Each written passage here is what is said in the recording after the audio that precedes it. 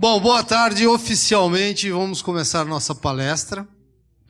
Gostaria de apresentar o palestrante, daqui a pouco a gente apresenta. Mas eu gostaria de apresentar pelo menos nós três aqui. A Sueli, que é conselheira aqui da casa. Tem uma lista enorme aqui, ela é perita atuante. Não poderia ser diferente, ela tinha que estar aqui numa palestra sobre peritagem, né? Há 25 anos. Não gosto muito de falar em anos, mas...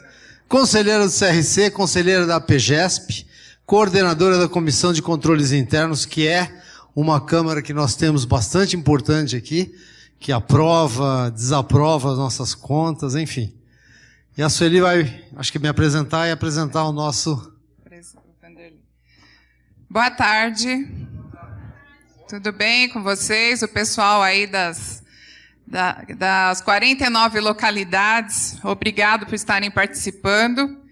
Vou apresentar o conselheiro Vander Pinto. Ele é contador, mestre em contabilidade, ele é auditor há 36 anos, falou de mim, né, dos 25, mas ele está há mais tempo aí no mercado. Conselheiro do CRC, São Paulo, e coordenador da Comissão de Assessoramento à Câmara 10. É meu chefe lá na Câmara de... Lá, na verdade, na comissão, que ele também é coordenador da comissão do EPC. Temos aqui também José Vanderlei Masson dos Santos. O Vanderlei, que é mais fácil da gente chamar de Vanderlei, né, pessoal? Ele é presidente da Associação dos Peritos Judiciais do Estado de São Paulo, da PGESP, né? Todas essas atividades que envolvem a perícia são feitas em conjunto, a PGESP e CRC. Então, vou dar a palavra aqui para o Vanderlei, que também faz... Acho que uns 30 anos, né, que você atua como perito na área da perícia. Então, vou passar a palavra para você. Obrigado, pessoal. Boa tarde a todos. Nós agradecemos a presença de todos e o acompanhamento. Sendo praticamente uma antivéspera de carnaval, estamos todos aqui na labuta. Tá? A PGESP, mais uma vez, se sente honrada de ter mais uma programação em conjunto com o CRC, e é uma satisfação tê-los aqui. Esperamos que, como sempre, o evento seja proveitoso para nosso aprendizado e formação. Boa tarde, obrigado. Então vamos lá. Antes de eu apresentar ao nosso palestrante, eu gostaria de falar... cadê a Simone? Eu queria falar as cidades aqui. Nós estamos com 49 polos, ou seja, transmissão ao vivo a 49 cidades. Posso começar? Então nós temos Americana, Araçatuba, Araraquara, Assis, Avaré, Barueri, Bauru, Campinas, Cubatão, Fernandópolis, Franca, Guaratinguetá, Guarujá, Indaiatuba, Itapetininga, Itararé, Jaboticabal, Jaú, Jundiaí, Leme, Limeira, Lins, Marília, Mococa, Mogi das Cruzes, Mogi Guaçu, Oswaldo Cruz, Paulínia, Pereira Barreto, Poá, Presidente Prudente, Registro, Ribeirão Preto, Rio Claro, Santo André, Santos, São Bernardo do Campo, São Carlos, São José do Rio Preto, São José dos Campos. Estamos também no Sindiconte São Paulo. Estamos na Zona Sul, Jabaquara, Zona Sul, Santo Amaro, Zona Sul, Brooklyn e na Zona Leste. Também Sorocaba, Taubaté, Teodoro Sampaio, Votuporanga. Que beleza, hein, Wander? Na realidade, a gente quer agradecer a todos que estão aqui presencial e todos aqueles que estão nos assistindo, né? Ou seja, de todas essas cidades. Mas vamos lá. Palestrante Luiz Paulo Silveira, vice-presidente técnico da Apsis Consultoria, atua há mais de 14 anos em avaliações de empresas. A gente é mais velhinho que ele, né? Há 20? Há mais de 14? Incluindo ativos tangíveis e intangíveis. Diretor executivo e fundador do Comitê Brasileiro de Avaliadores de Negócios, CEBAM, da ANEFAC. Membro do Royal Institution of Chartered Surveyors, que é o RICS. Responsável técnico no Brasil do International Association of Consultants, Valuators and Analytics, IACVA. por onde é internacionalmente certificado como avaliador com a credencial do International Certified Valuation Analyst. Seja bem-vindo. Obrigado, gente. E vamos falar do tema? Você fala do tema? Ele vai falar sobre ativo intangível, avaliações judiciais e apuração de haveres. Boa sorte, Luiz. Obrigado.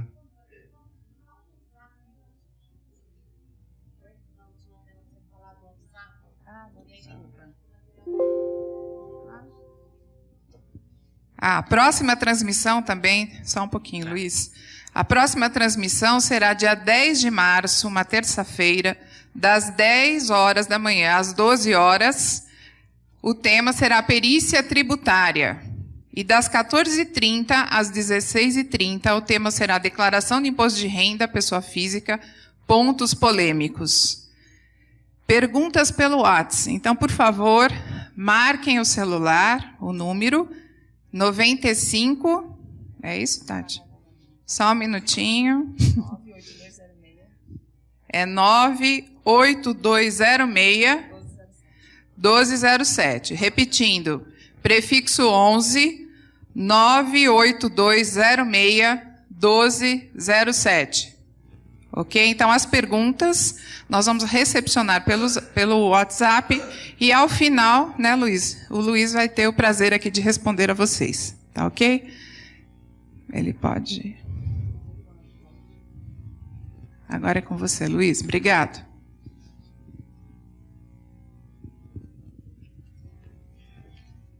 Muito obrigado mais uma vez por essa oportunidade. Eu também sou do voto que conhecimento tem que ser compartilhado e a gente tem que aproveitar esses recursos de internet para disseminar isso de uma maneira rápida e para promover o debate e que a gente consiga aí ajudar toda a sociedade com base no conhecimento e pesquisa aí de alguns, né? Vou falar sobre avaliação de ativos intangíveis e tentar colocar dentro de um contexto de avaliações judiciais, no cálculo de um balanço de determinação, fornecendo para vocês a base científica, que é a mesma, né? É uma analogia, a gente tem os ativos intangíveis, assim como os ativos tangíveis, a gente tem bem regulamentado aqui no Brasil pela ABNT, que é a norma de engenharia a 14953, também para intangíveis a gente tem normas mais internacionais. Infelizmente, a gente ainda não tem essa regulação aqui no país, mas acho que a gente está evoluindo para isso e é uma questão de tempo e eu vou passar esse know-how com experiências que eu tenho ao longo do tempo para essa avaliação de intangíveis, para fins de combinação de negócios internacionais, companhias abertas, passando essa base científica que, se tiver com essa base, com certeza vai ser muito, muito bem aceito dentro do meio jurídico, né?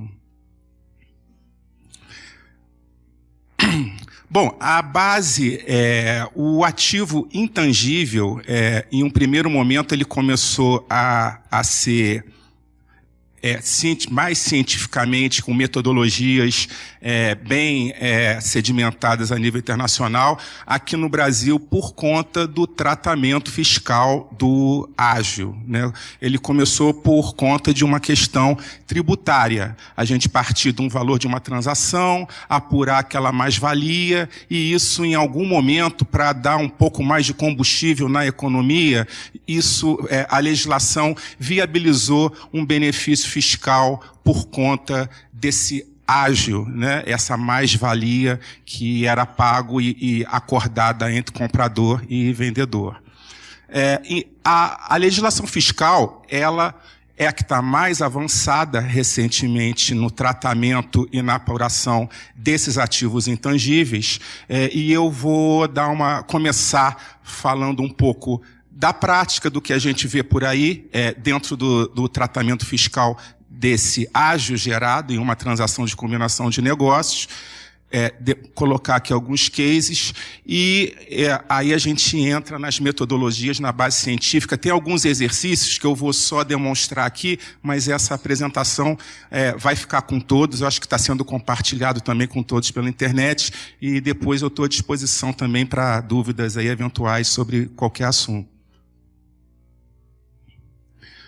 Falando um pouco da 12973, começando aí da legislação mais recente e comparando com a legislação, a primeira, a mais antiga, para o tratamento dessa mais-valia, né?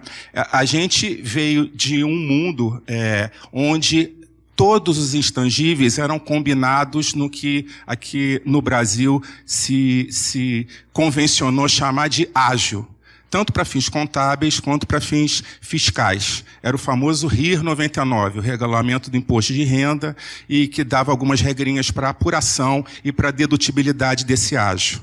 Dentro dessa confusão inicial de ativos intangíveis, o mercado internacional já bem mais evoluído que a nossa legislação também avançou em direção a essa normatização internacional, e aí veio a Lei 12.973, que mais coerente com a legislação, com o IFRS, toda a legislação contábil internacional e também a base tributária da maioria dos países aí, desenvolvidos, a legislação fiscal, na estratificação e na qualificação de determinados ativos intangíveis de acordo com uma base científica e, aqui no Brasil e no FRS, com uma base de valor justo, né, que é o fair value, né, no resto do mundo, pela língua inglesa.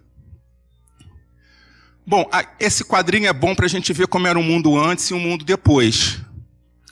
Dentro de um valor de aquisição que, teoricamente, é o valor de mercado de uma empresa, né, isso é uma coisa muito importante, a gente ter esse ponto de referência, que é uma transação. Porque como o intangível é um ativo que a gente não vê, diferente de uma máquina e um equipamento que a gente pode fazer uma vistoria, né, algum tipo de diligência, o intangível a gente não vê, e convencionou-se internacionalmente da gente ter uma transação entre partes independentes para a gente poder quantificar a partir daí quais são esses ativos intangíveis.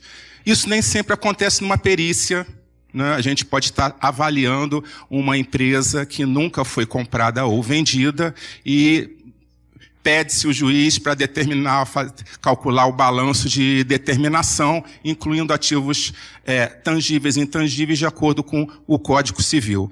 Um pouco de cuidado a gente tem que fazer nessa avaliação, porque um fluxo de caixa de uma companhia que nunca foi comprada e vendida, ele fica um pouco subjetivo no limite desses intangíveis, né? Então, a gente tem que, dentro do relatório, procurar se cercar de evidências que aquela companhia seria transacionada com determinado valor, para aí sim procurar se determinar esses intangíveis, né?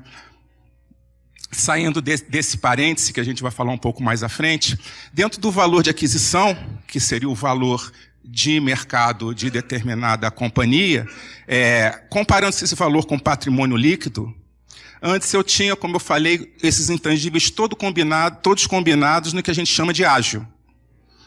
E ali a gente tinha tantos ativos intangíveis passíveis de identificação, mensuráveis, identificáveis, quanto a rentabilidade futura, que é aquele espaço que tem dentro desse preço pago, que é mais uma aposta de quem está comprando, porque não existe ainda uma evidência de como se separar esse intangível dentro desse futuro projetado, né? E que tem caráter residual, daí o nome goodwill, né, que é a rentabilidade futura pura.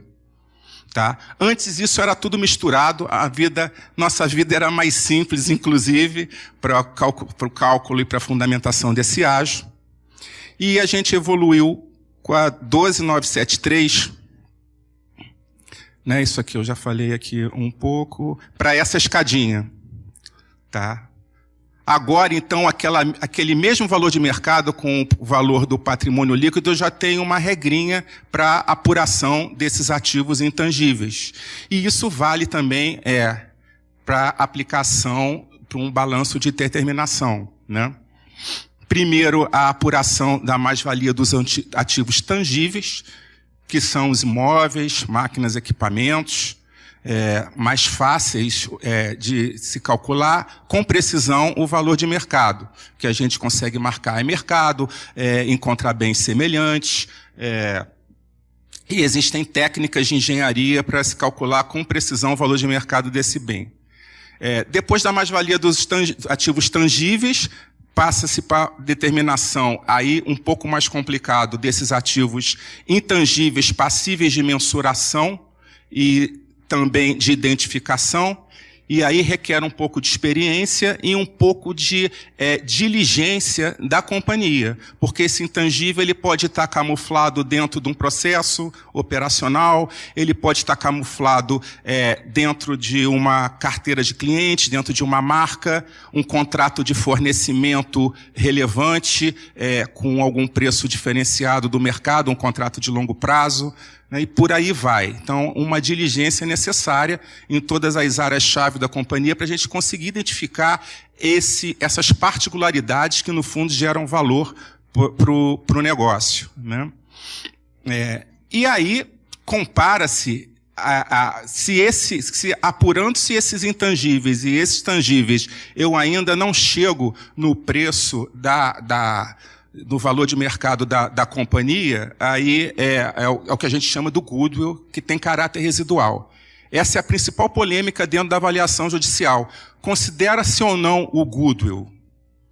Se é uma companhia, minha opinião aqui, se é uma companhia aberta, o mercado já precificou esse goodwill de alguma forma. Se é uma companhia fechada, e como eu coloquei no início, onde não existiu nenhuma transação dessa companhia, desses ativos, é um pouco subjetivo eu tentar determinar esse goodwill. Eu vou ter que, sempre na metodologia que eu defini, e que geralmente é um fluxo de caixa descontado, parâmetros de mercado indiretos que eu consiga, a partir dessas premissas de mercado, atribuir um crescimento da companhia, um crescimento desse ticket do preço unitário ao longo do tempo, uma melhoria do custo, do custo operacional da companhia. Tudo isso tem que ser muito bem justificado com parâmetros de mercado, né?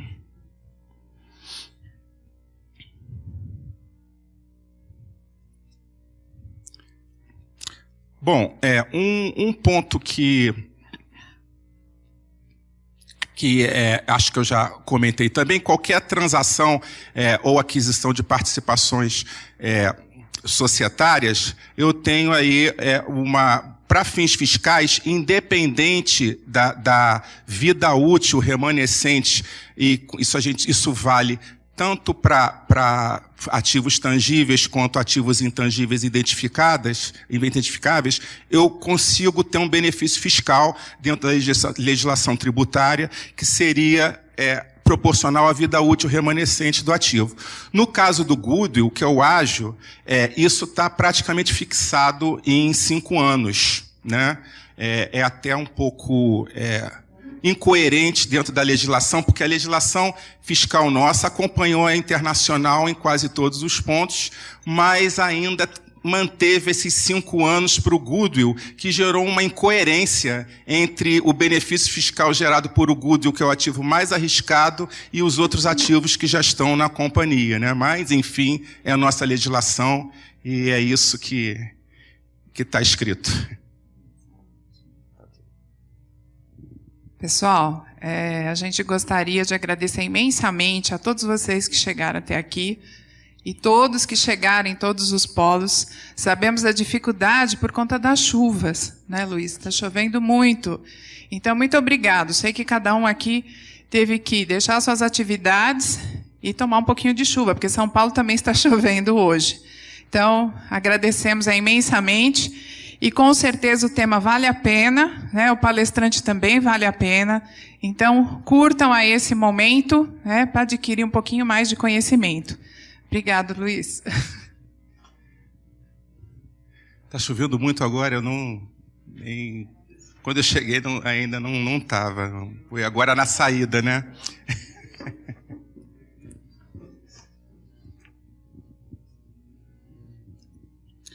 Bom, ainda dentro, um exemplo prático aqui do impacto dessa mudança da regra na legislação tributária, comparando como era antes da Lei 12.973 e como ficou depois, né? Isso, logicamente, veio essa legislação tributária e isso diminuiu esse benefício fiscal gerado, que antes era praticamente tudo amortizado em 60 meses, ou de acordo com a capacidade do fluxo de caixa absorver essa mais-valia, e com um novo tratamento fiscal coerente com todas as normas internacionais de avaliação de ativos intangíveis, eu estratifico essa mais-valia, e sendo que alguns componentes desses ativos da companhia não dão origem a um benefício fiscal, né? Por exemplo, o valor são ativos que eles não perdem valor ao longo do tempo, né? E a gente tem aí terrenos e marca. A marca, inclusive, que é um dos itens cada vez aí mais valiosos pelo mundo que a gente vive hoje, de tecnologia, de internet e de globalização, ela, se não tiver uma evidência muito forte que a vida útil para determinado setor da indústria é definida, por definição, a vida útil de uma marca ela é indefinida e não é passível de amortização para fins fiscais, né? Isso nesse exemplo hipotético, numa empresa que vale 10 milhões e teria um patrimônio líquido de 1 milhão, ou seja, 9 milhões de ágio pago em uma transação. No regime antigo, eu teria um benefício fiscal em torno de 2 milhões, e no novo 1 milhão e alguma coisa, e praticamente 900 mil de diferença para o antigo de regime e para o novo. Bom, e aqui todo o cálculo, isso vai ficar com vocês depois para avaliação aí do porquê dessas diferenças no cálculo do benefício fiscal.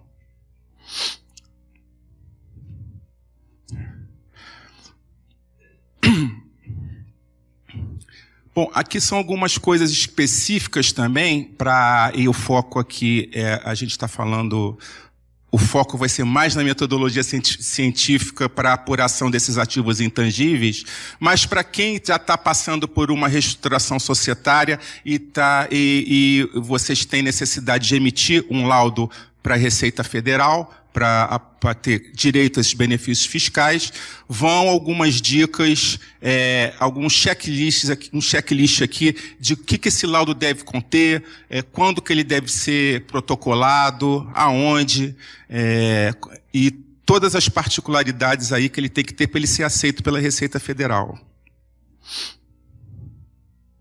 E também com relação ao sumário executivo, que é o que a Receita Federal exige que seja protocolado até 13 meses após uma transação de compra e venda de uma empresa.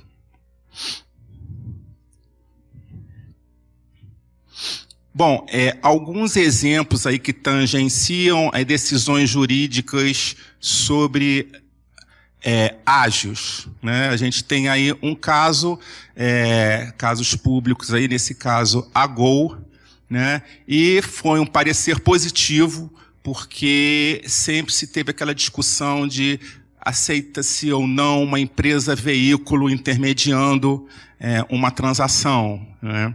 E já veio um parecer positivo do CARF, dando direito a essa dedutibilidade. E aí todo o porquê dessa decisão, né? Confusão patrimonial, ou seja, a empresa veículo, ela já ela foi criada justamente para ser efetivada a transação, né? Uma coisa que a Receita Federal se prende muito é se efetivamente houve uma transferência de recursos entre vendedor e comprador, né? Então, são pontos que também a gente vai deixar aqui com vocês, tá? Pontos de atenção. Tá? O caso também do Credit Suisse também foi positivo.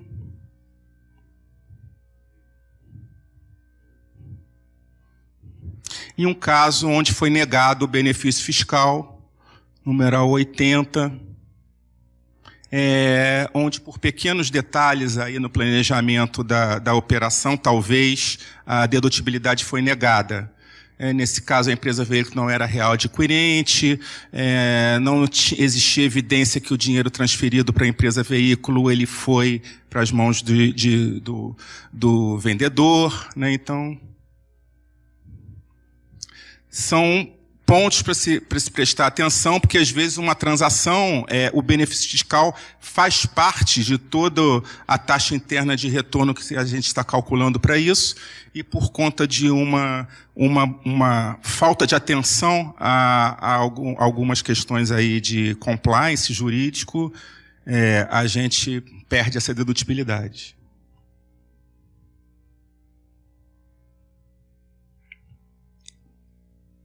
Tá. Um ponto importante antes de a gente entrar nas metodologias de avaliação propriamente ditas, e que é importante, isso advém da nossa experiência aí nas transações, é o tempo necessário para o avaliador ter conhecimento do negócio.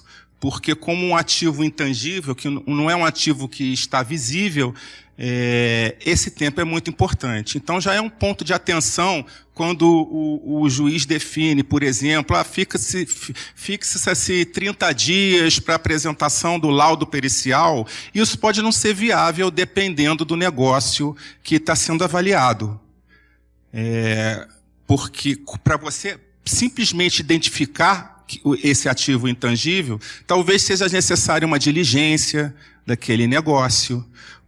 Vocês vão ver que a principal metodologia para avaliação de um ativo intangível, ela deriva de uma abordagem da renda, onde está inserido nesse contexto aí de metodologias o fluxo de caixa descontado. Então, e isso é a responsabilidade que existe, por exemplo, numa apuração de haveres, numa dissolução parcial, onde a gente está definindo ali uma partilha, né, entre acionistas, faz-se necessário uma diligência e não aceitar um balanço, uma DRE, por exemplo, onde a gente calcula um EBITDA sem uma validação, porque aquilo pode não estar coerente e induzir, inclusive, o perito avaliador a algum tipo de erro, né? Quando é uma companhia que é auditada, tudo, já esse erro é minimizado. Diferente que, independente, por exemplo, quando a gente faz uma perícia e está avaliando o imobilizado, a gente tem condições de, simplesmente com uma listagem, checar se aquele imobilizado existe e calcular o valor de mercado. Não é assim com um ativo intangível. Tem que ter um pouco de precisão nos registros contábeis e que a gente está tomando como base. Tá? Bom, no meio de companhias abertas e transações aí internacionais, para apuração de intangíveis, antes de efetivação aí de uma transação, é muito sempre comum o que a gente chama de PPA, né, que é o Purchase Price Allocation, que é uma pré-alocação desse preço de compra. Então, antes de ser fechada uma transação, a companhia permite que o avaliador entre e faça suas diligências, até para informar tanto o comprador quanto o vendedor quais são, mais daquele preço que está sendo negociado, distribuir essas mais-valias entre os ativos tangíveis e intangíveis da empresa. Até para ter uma clareza também sobre esses benefícios fiscais, né, e para a elaboração dos contratos, né, porque às vezes a gente recebe alguns contratos, eu sei que no fundo talvez estejam querendo ajudar os avaliadores, mas a gente recebe uns contratos onde já está pré-definido ali, paga-se pelo valor da marca X, pelo isso, mas uma coisa completamente arbitrada e que só atrapalha, não ajuda, né?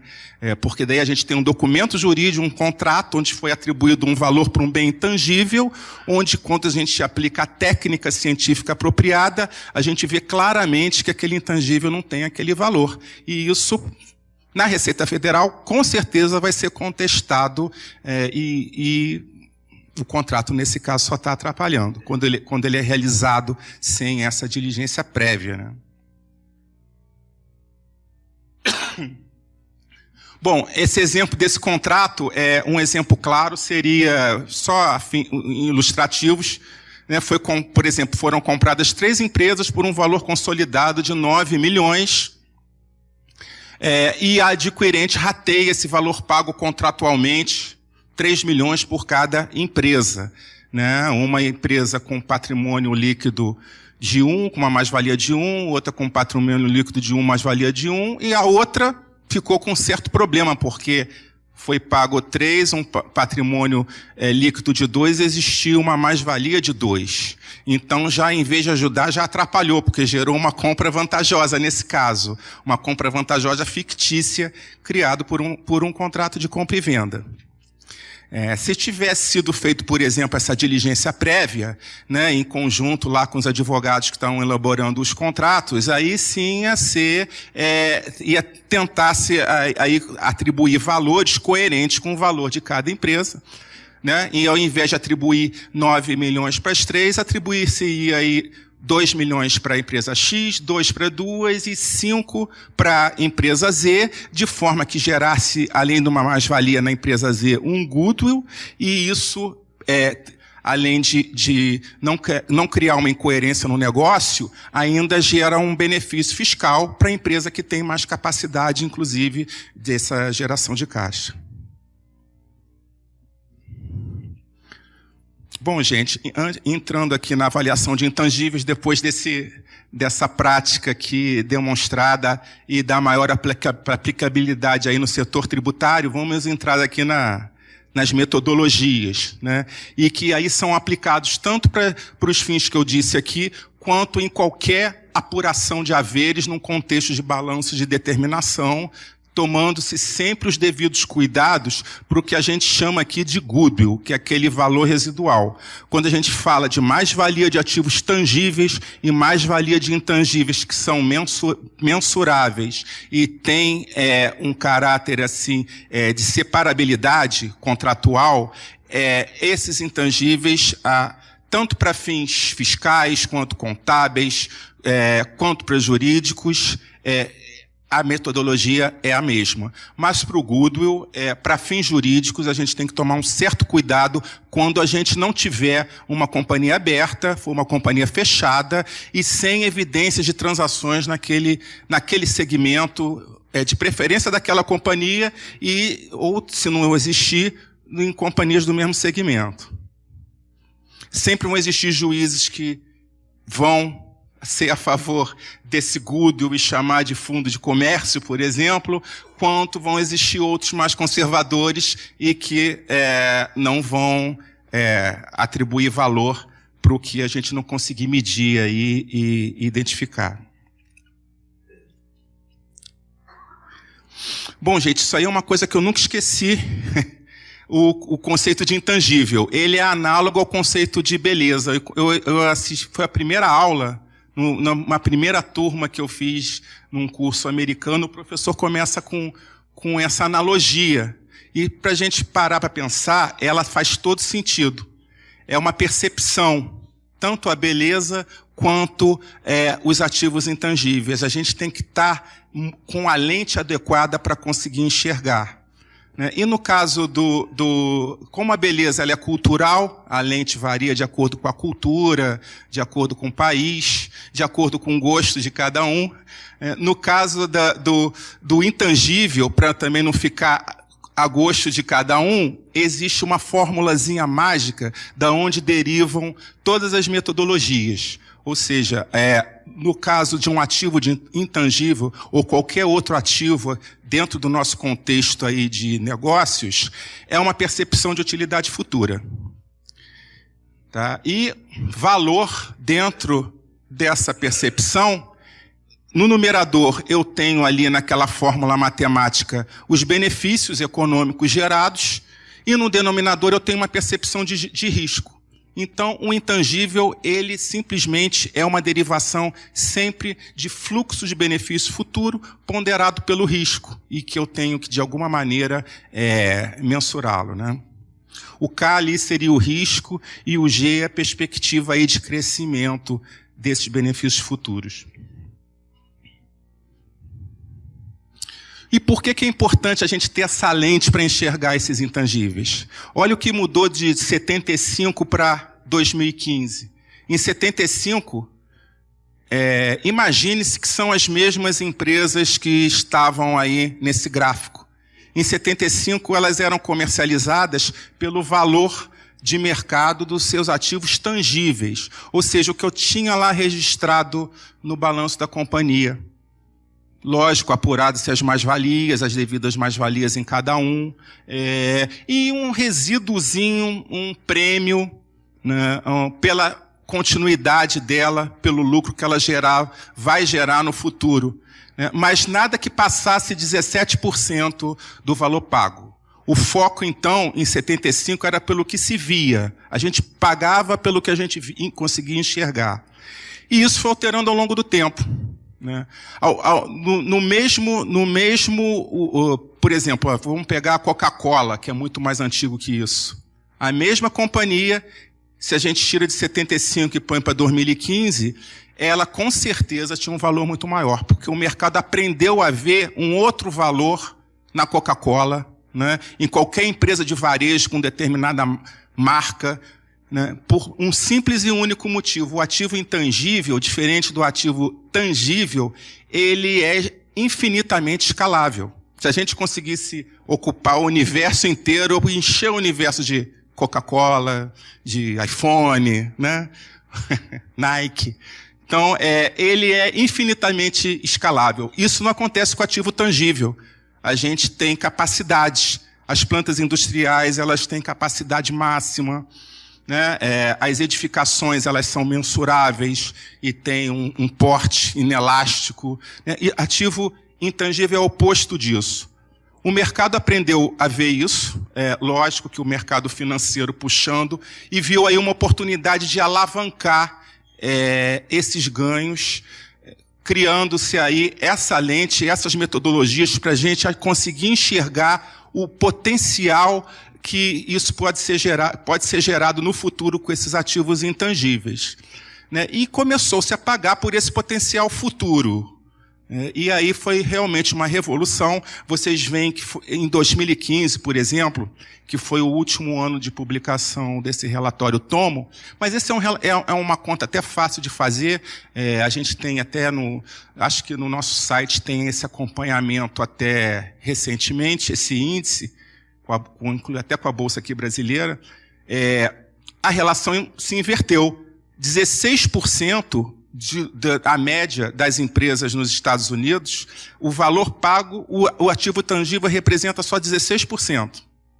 84% é esse futuro, e de alguma maneira segregado no que eu já amarrei hoje, de alguma forma, por alguma metodologia científica, né, em termos contratuais, em termos de mensuração, com um risco apropriado, ou literalmente uma aposta mesmo de sinergias operacionais, né, com determinada empresa compradora, e por aí vai. Ou seja, hoje a gente vive num mundo, e se isso não é muito bem dimensionado, o que acontece? Bolhas, às vezes, ao longo do tempo. Né? Então, a gente tem alguns exemplos de como o mundo está mudando e o mercado está sabendo explorar bem esses intangíveis que têm capacidade de escala ilimitada.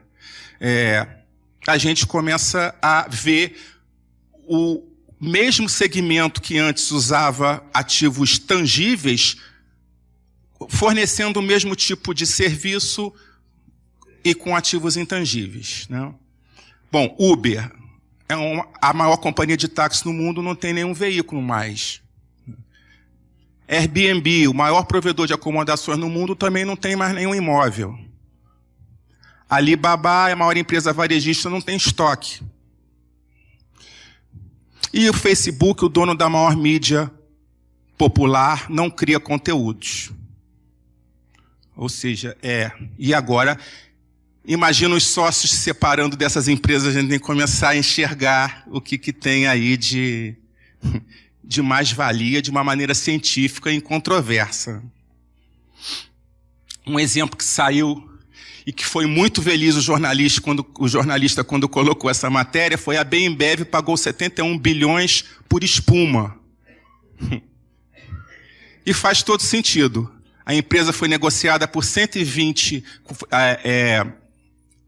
Aí foi quando ela comprou...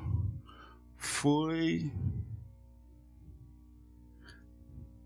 A Miller, não. Eu acho que foi. Foi qual? Não foi a Budweiser. Acho que ela já tinha comprado. Não foi antes também, essa foi... me fugiu agora no momento. Mas na época, a transação foi 120 bilhões, 13 bilhões foram ativos tangíveis, mais-valia de ativos tangíveis, 107 bilhões ativos intangíveis. Dentro desses intangíveis, 33 bilhões foram identificados, fórmulas, receitas, carteiras de clientes, marcas, software, e 71 bilhões foi goodwill. Então, 71 bilhões estava em mais-valia.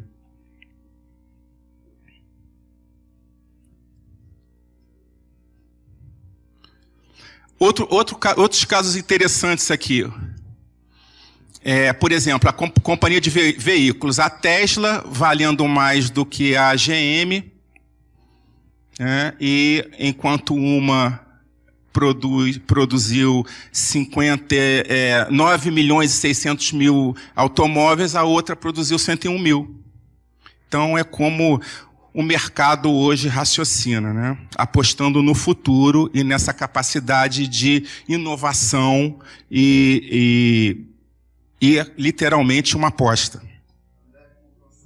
Sabe, Miller? Isso aí.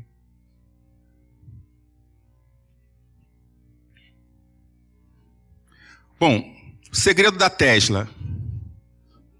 Investimento em pesquisa e desenvolvimento, marketing agressivo,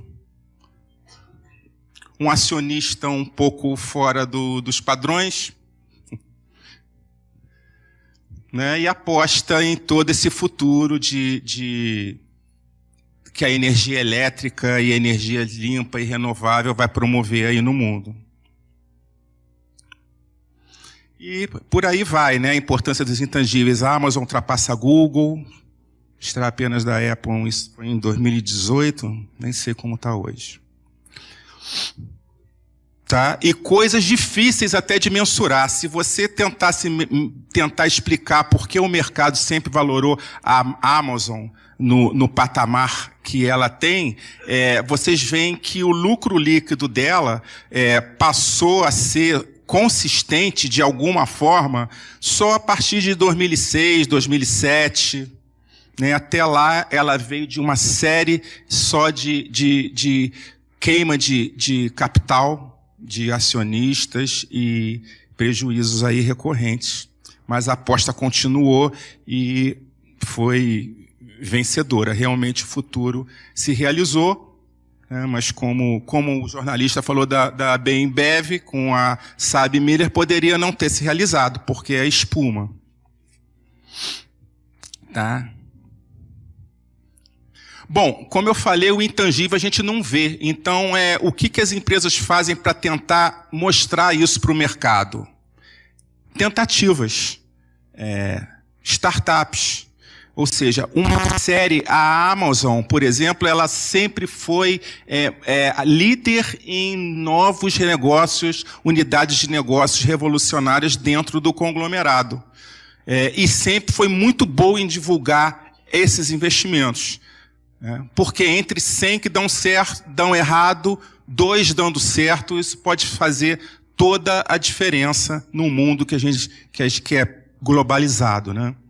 Então, o segredo é investir em inovação e saber divulgar. Porque investindo e também não divulgando a ninguém, isso também ficou para o passado, né? A gente tem que divulgar para criar valor.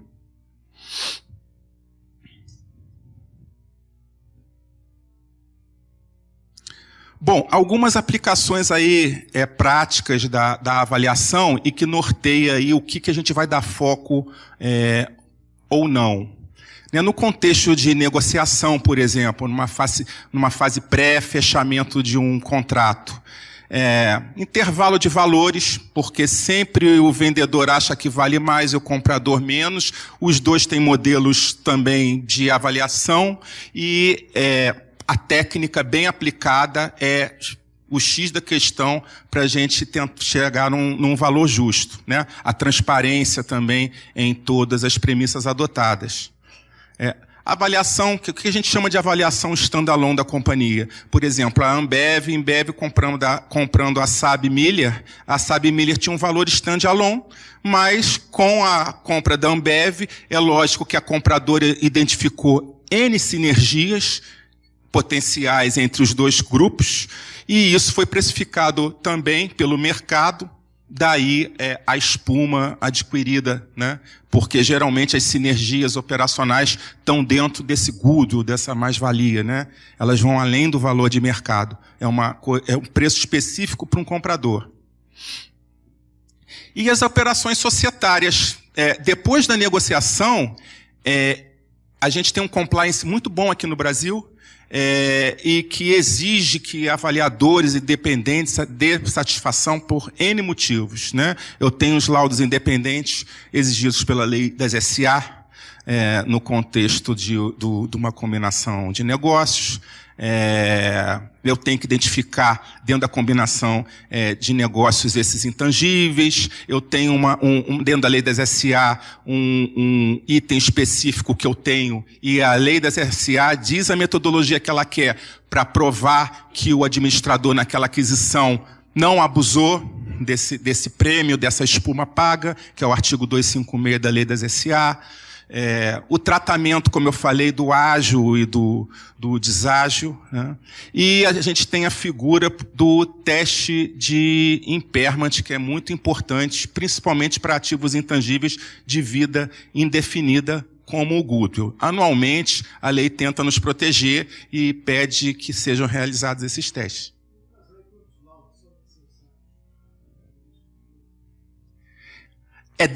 As transações estão cada vez mais complexas, né? Para uma mesma transação, geralmente são necessários laudos contábeis, para fins mesmo, né, Márcia? Isso, geralmente tem um laudo econômico que a gente justifica isso para os acionistas, que é o 256. Tem os laudos de incorporação, fusão, que é o artigo 226, 227 da lei. Aí é um outro laudo, do mesmo ativo, a mesma database, mas para fins contábeis. E a gente ainda tem quando a gente está incorporando, se a empresa está comprando uma empresa que tem algum minoritário ali dentro, né, e depois ela vai incorporar e tornar ela uma subsidiária integral, eu tenho um artigo adicional, que isso só tem na legislação brasileira, que é o artigo 264. É um artigo muito interessante. Pede para recalcular essa relação de troca, expurgando todo esse goodwill, tirando tudo isso que é a aposta de e deixa mesmo só o ativo que eu tenho ali dentro e o intangível que eu consegui identificar, e aí sim eu vejo a relação de troca. E o minoritário pode sair de acordo com esse laudo.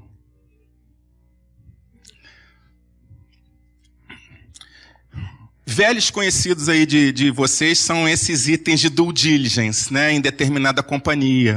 Isso é muito importante, aplicar esse roteiro para fins jurídicos, quando é uma companhia que não é aberta, não é auditado. Ele é um bom roteiro para a gente conseguir apurar com precisão um EBITDA, que vai ser fundamental para eu calcular meu ativo intangível, né? Todos os controles que a companhia tem, Não adianta falar que ela tem uma patente que vale X ou alguma coisa Y, se os acionistas não tiveram cuidado de tornar mensurável aquela patente por meio de controles internos. Se é uma patente que reduziu um custo industrial, de alguma maneira ele tinha que ter criado alguma forma de mensurar no sistema gerencial da empresa aquela diminuição de custo a partir do momento que ele aplicou aquela patente. Tudo isso facilita no futuro, né, eventuais contingências. Então, não é só a due diligence contábil financeira, né, velhas conhecidas aqui, a tributária, a trabalhista, a ambiental é muito importante, porque numa apuração no balanço de determinação, a gente não pode deixar de considerar uma contingência ambiental por conta de um não cumprimento de um TAC, de uma legislação ambiental, ou seja, a gente vai estar estimando um valor para a companhia, né, um PL, um patrimônio de determinação, para um negócio que, por conta de uma fiscalização ambiental, ele pode ser encerrado no dia da fiscalização, por exemplo, né? Então, são temas de responsabilidade que a gente tem que abordar, e para a perícia a gente agregar, ficar sempre bastante alinhada em termos de qualidade e de ajuda, né, para o nosso chefe ou juiz. Para ele não precisar de assistências e nem ser chamado a atenção ou não ficar com problemas por nossa conta no futuro. Bom, conceito de valor ele é o que determina, por isso que eu disse que a transação, uma companhia aberta, é muito importante. Isso é fundamental para a avaliação dos intangíveis. Eu tenho que ter esse valor de mercado marcado. Daí eu consigo avaliar esses ativos intangíveis. Esse valor de mercado, a diferença entre o valor de ele é o meio termo entre o valor de liquidação e um valor teórico de investimento. É onde essas curvas de comprador e vendedor se encontram. Quando eu não tenho essa curva, eu tenho uma boa metodologia para tentar chegar a esse valor de mercado. É o CPC 46 que fala do valor justo. Ele dá um roteiro que, na ausência de uma evidência de uma transação de mercado, eu posso simular uma transação seguindo todo um roteiro que o CPC 46 dita para apurar o valor justo de um ativo.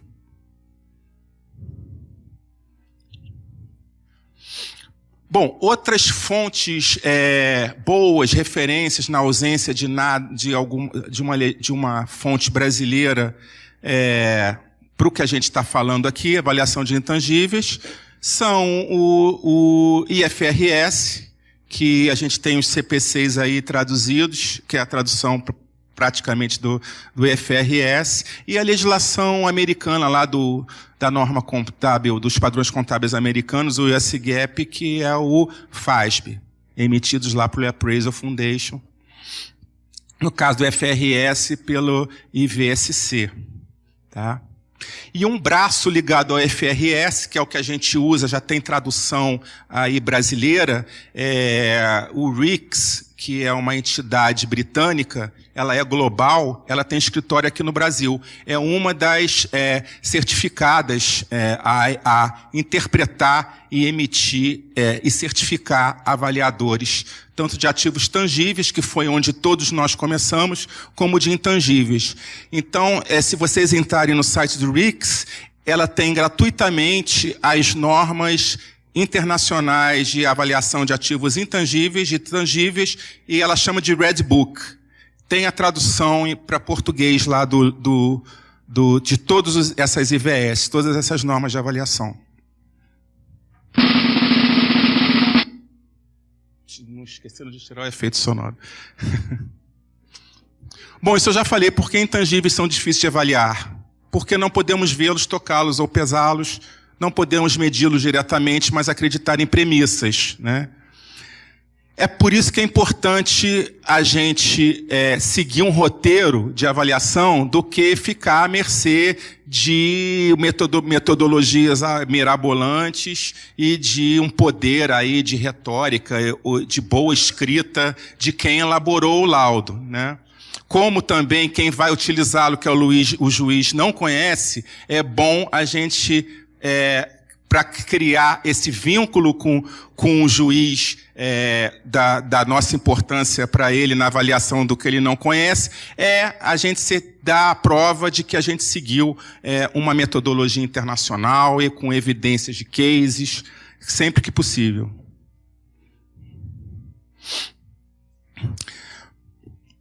Bom, dentro das normas internacionais, um ativo intangível, para ele ser segregado e avaliado, ele tem que ser passível de identificação e passível de reconhecimento, seguindo essas regras que estão aí no quadro. Ser separável, resultar de direito contratual legal, ou resultar de ágio, ou seja, de uma transação.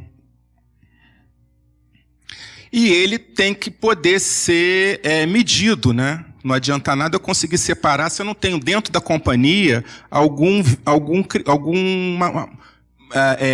marcação dele no sistema da companhia gerencial e de relatórios de como avaliar o histórico desses indicadores que eu vou projetar para medir.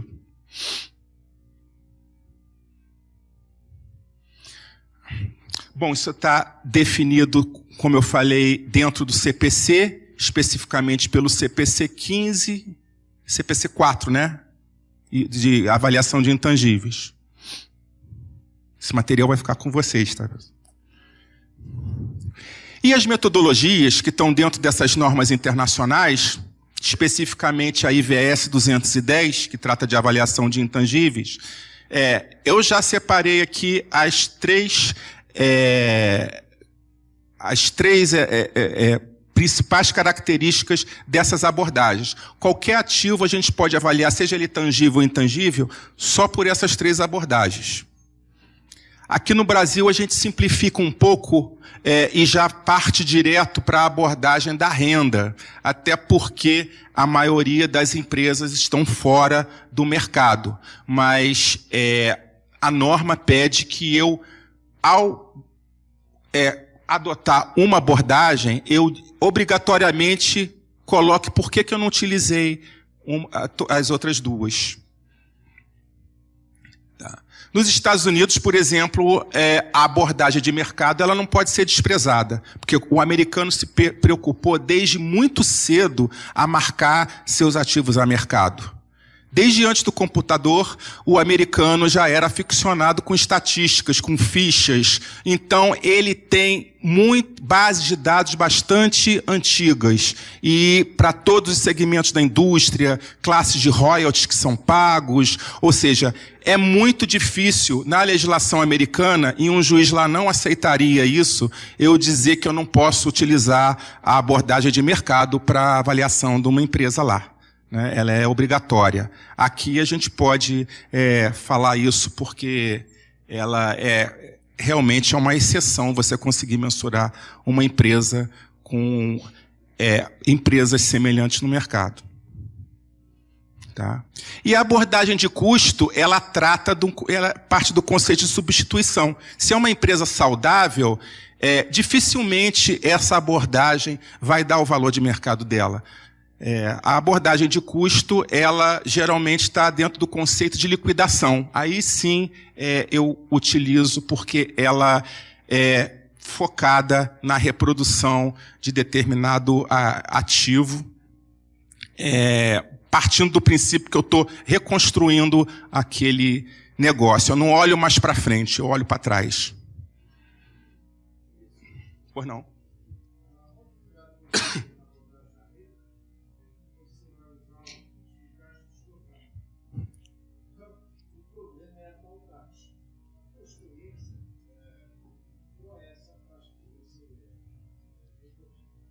Bom, eu vou falar mais um pouquinho para frente. Eu tenho uma regrinha básica até para você, quando olhar determinado intangível, você saber escolher uma taxa a partir de uma referência. mas ela vale até um outro curso com direito à pontuação, tudo, porque a gente consegue falar 2 horas de taxa de desconto. Mas eu concordo com você, é o principal problema mesmo. Deixa eu só atrapalhar um pouquinho. Sabe o que acontece? Como nós estamos com o pessoal de fora assistindo, eles não escutam as perguntas. E aí fica quebrada, né? Então, o que eu peço é que as pessoas que estiverem aqui, que têm pergunta, ou coloca no WhatsApp, ou me passem o papel, e aí no final eu transmito aqui para que todos escutem, por favor. Tá bom? Desculpe. Nada, que obrigado.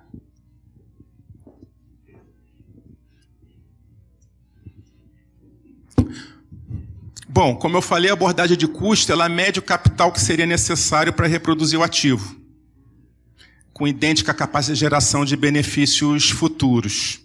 Tá? Ou seja, para eu aplicar, eu preciso de dados históricos relevantes, de controle desse ativo, notas fiscais, especificações, né? Então, eu tenho que reproduzir esse ativo, qual seria o valor dele de novo hoje para eu reproduzir, e aí sim depreciar pela vida já e pelo estado dele, manutenção de conservação, para chegar a um valor de mercado teórico para aquele ativo dentro de um contexto que ele é um ativo operacional da companhia. Tá? Isso é muito fácil de fazer, quer dizer, aí, dependendo do ativo, por um ativo que se vê. Mas para um que não se vê, vamos pegar, por exemplo, uma marca Nike. O que eu gastei para ela ser o que ela é hoje? Onde? Como? Por quê? É impossível. É mais fácil olhar para frente e ver o que ela gera do que eu tentar reproduzir o custo que eu tive até hoje, né?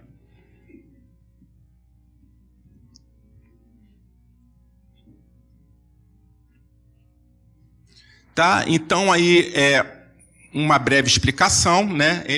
Vocês vão ver que alguns casos, alguns ativos intangíveis eu posso, é recomendado aplicar essa abordagem, mas muito poucos. Tá? Por exemplo, já está listado ali embaixo a força de trabalho. Tá? Isso é utilizado... Na verdade, a força de trabalho, num conceito jurídico, ela não é avaliada, até porque ela está dentro a reprodução dessa força de trabalho que eu tenho no negócio, ela já está dentro do goodwill.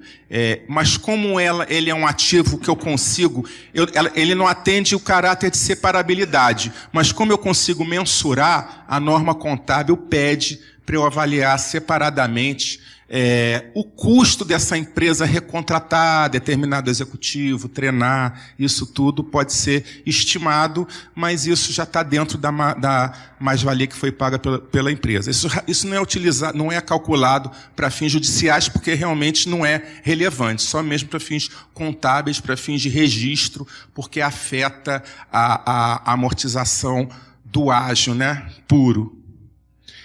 Mas, por exemplo, software desenvolvido internamente. Se eu tenho um software que ele é precificado no mercado, porque é um software vendido, por exemplo, para um controle financeiro, esses N softwares aí, que eu tenho uma precificação, foi um software interno que eu desenvolvi, eu avalio ele pelo custo de reposição.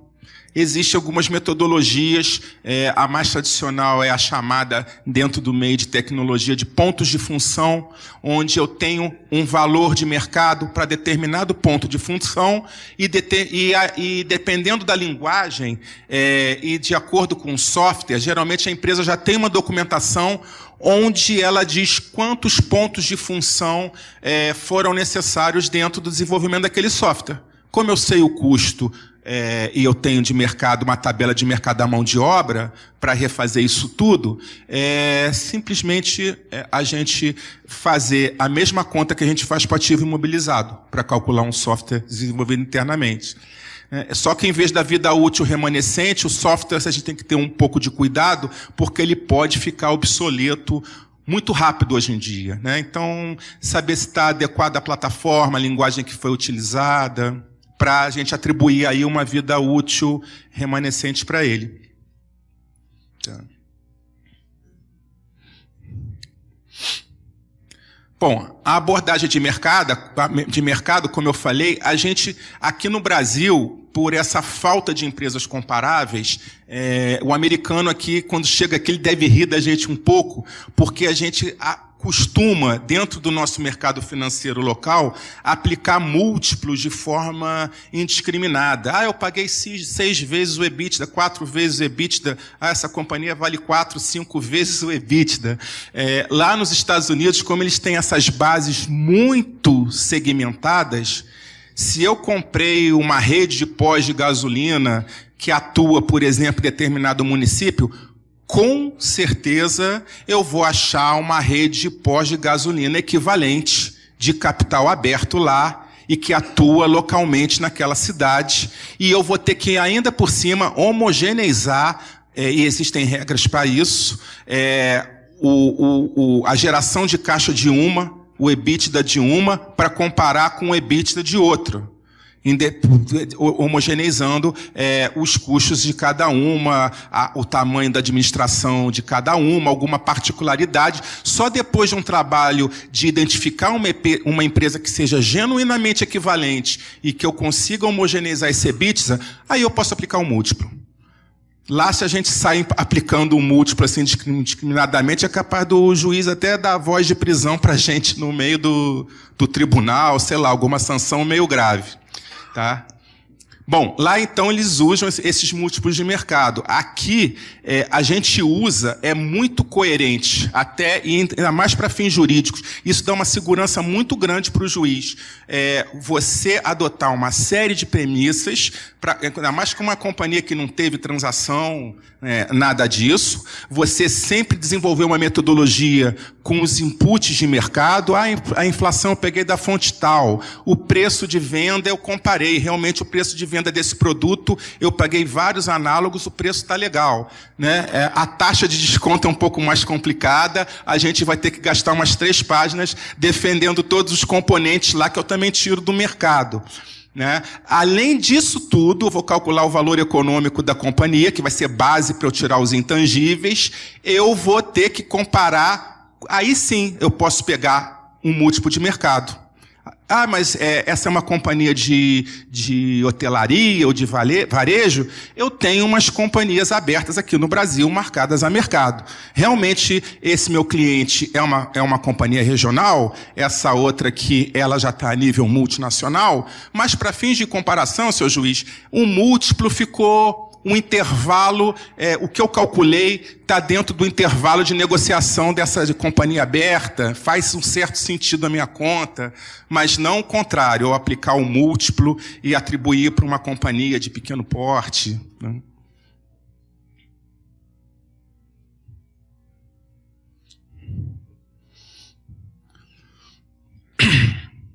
Bom, dentro das metodologias de mercado, como exemplo, como eu falei, múltiplos, e o mais... esse múltiplo ele pode ser um múltiplo de capacidade, depende do mercado. Né? Uma companhia pode ser... ela pode ser transacionada por um múltiplo de algum item que ela produz, mas o mais recorrente são múltiplos de EBITDA. Aqui no Brasil tem o seu uso restrito por falta de dados comparáveis, como eu falei. Tá?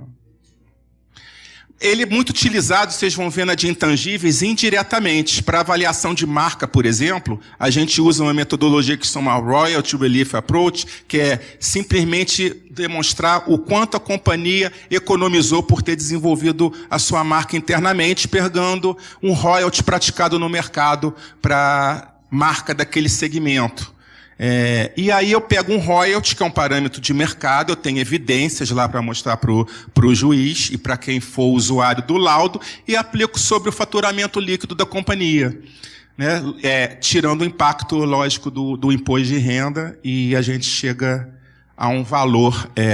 aplicando a taxa de desconto apropriada, porque para a marca, por exemplo, vocês vão ver que um ativo intangível, quando a gente avalia ele separadamente, o risco dele é um pouco maior do que a taxa de desconto que eu calculei para a companhia, para complicar um pouco mais.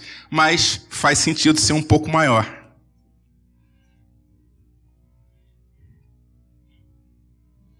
Tá? Tá, aí é só detalhando um pouco mais as restrições de aplicabilidade e principais erros. Por exemplo, quando a gente pega a restrição de aplicabilidade, avaliar o Twitter e a Tesla por fluxo de caixa, só posso avaliar por fluxo de caixa descontado. Como é que eu vou aplicar um múltiplo sobre um prejuízo? Vai dar um valor maior ainda, né? Negativo. Então, no caso de companhias, principalmente startups, eu não consigo aplicar essa abordagem de mercado.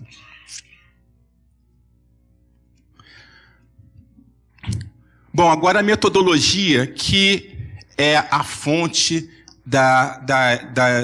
dos desenvolvimentos aí, de tudo que é ativo intangível, de tudo que foi desenvolvido para esses ativos aí complexos. É a abordagem da renda. A abordagem da renda e o fluxo de caixa descontado é a principal metodologia dentro dessa abordagem. Tá? Por que ela seria a metodologia assim, mais apropriada para ser a base de valor para todos os outros intangíveis? Porque o fluxo de caixa descontado, ele é perfeitamente calibrado com aquela lente que a gente falou no início. Ele é a tradução matemática da nossa percepção de valor das coisas. O fluxo de caixa é uma projeção de rentabilidade futura trazidos a valor presente por uma taxa de risco. Então, ele é perfeito. Ele é o espelho da nossa lente de valor. Né? Só que quem desenvolveu ela esqueceu só que o futuro é uma variável um pouco difícil da gente mensurar. Mas, mesmo assim, a gente tem como desenvolver premissas bem consistentes, dependendo aí do negócio, aí, inquestionáveis, para tentar mitigar essas limitações de uma metodologia que é perfeita. Né? Bom, então alguns pontos que são... O fluxo de caixa é uma metodologia que, como eu falei, ela necessita que você conecte uma metodologia que é perfeita com evidências de mercado, porque você não pode aplicar ela diretamente sem ser contestado.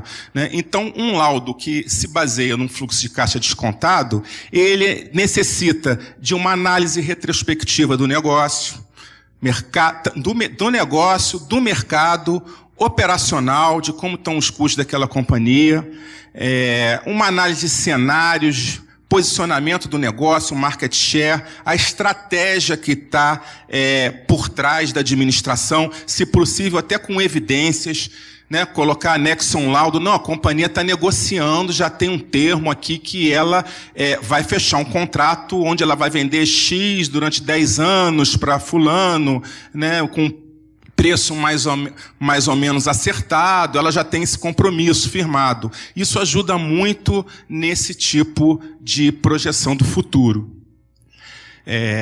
Ela tem que estar consistente, porque a gente está projetando o futuro, ela tem que estar conversando com o passado. Então, esse fluxo de caixa, ele, de alguma maneira, ele tem que estar correlacionado com o DRE histórico da companhia, balanço, fluxo de caixa projetado, né?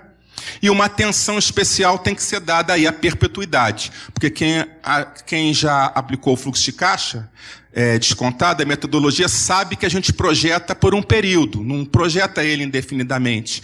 Mas essa perpetuidade, dependendo do negócio, do estágio dele, ele tem um peso forte nesse valor da companhia. E um cuidado especial tem que ser dado a essa perpetuidade que traduz todo o futuro infinito lá da empresa a partir do final da nossa projeção.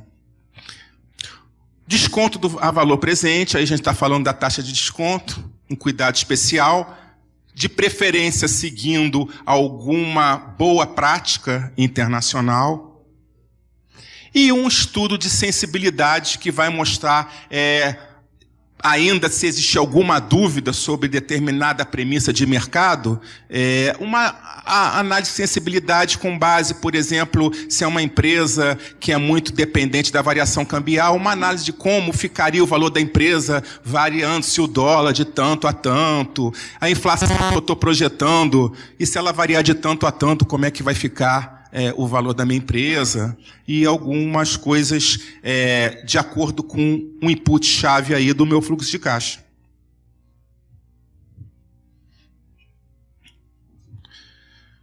Bom, os principais pontos, como eu falei aqui, para a gente aplicar essa metodologia, e que é a indicada para avaliação de intangíveis, para fins, principalmente para fins judiciais, né? Exige imersão na empresa objeto. Isso é um ponto que às vezes é restritivo numa perícia. A gente poder, porque geralmente as partes estão em litígio, o perito tem que entrar na companhia, tem que pedir informações, né? Os assistentes técnicos dos dois lados, um enchendo de informação, o outro criticando, né? Então é difícil esse momento de imersão independente dentro da companhia, mas a gente tem que tentar botar isso como uma missão dentro da avaliação de ativos intangíveis. Análise do perfil de risco da empresa, isso é muito importante. Um ponto independe do outro. Quando a gente fala em risco, eu posso fazer minha diligência para uma empresa daquele segmento, independente de...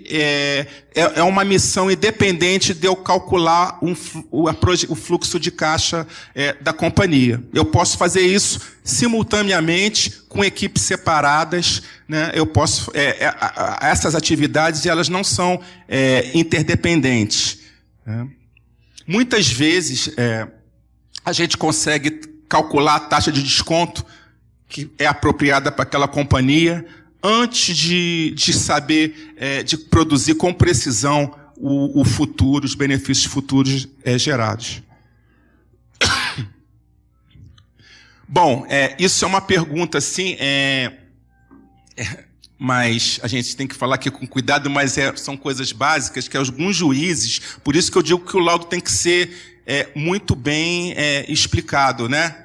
Porque os juízes aqui no Brasil, diferente do sistema americano, eles não são especialistas. Se é uma empresa pequena, o mesmo juiz que está numa vara civil vendo outra coisa, ele está analisando um laudo desse tipo. Diferente dos Estados Unidos, que um juiz que vai avaliar uma empresa do setor de óleo e gás, o próprio juiz deve saber até ensinar como se avalia aquele negócio, porque ele se especializou naquilo, né? Aqui ainda a gente não chegou nesse grau. Então, tem que tomar cuidado, porque às vezes eu já vi decisões para se calcular o valor... calcula o valor da empresa por fluxo de caixa. Mas eu tenho um imóvel. Vamos calcular, tem que calcular o valor do imóvel e somar nesse fluxo de caixa que você calculou, né? Quem não conhece a metodologia, e isso realmente é instintivo falar isso. Mas o fluxo de caixa, ele engloba todos os ativos. Um imóvel, por maior valor que ele tenha, ele só poderia ser somado ao valor do fluxo de caixa se ele não fosse operacional. Se fosse um imóvel que a companhia não utiliza para gerar aquele fluxo que eu projetei, aí sim eu poderia somar ele, né, dentro desse valor, né, mas ele não pode ser somado. Aí o conceito é o inverso. Qualquer coisa que você queira segregar, que seja da empresa, para fins judiciais, isso tem que ser muito bem justificado.